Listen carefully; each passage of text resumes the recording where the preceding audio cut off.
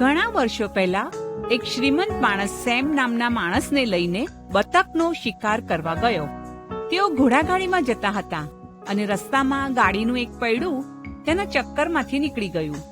સેમે તેને પાછું ઠીક કરવા હથોડો માર્યો. તે આકસ્મિક રીતે તેની આંગળીને વાગ્યો.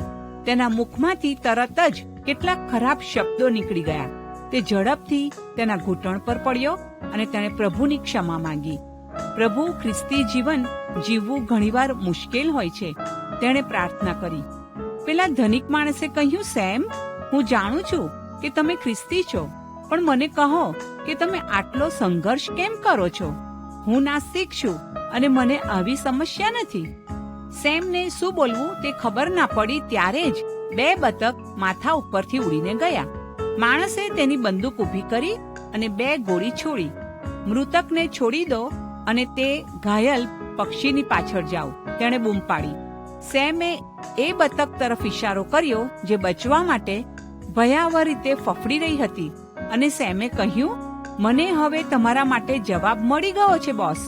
તમે કહ્યું કે મારામાં સારું ખ્રિસ્તીપણું સારું નથી, કારણ કે મારે સંઘર્ષ કરવો પડશે.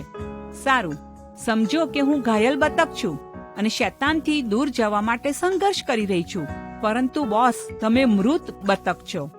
સંઘર્ષ એ આપણા જીવનમાં ઈશ્વરના કાર્યનો એ પુરાવો છે. પાપની ક્ષમા ઉપલબ્ધ છે, તેથી નિરાશ થશો નહીં.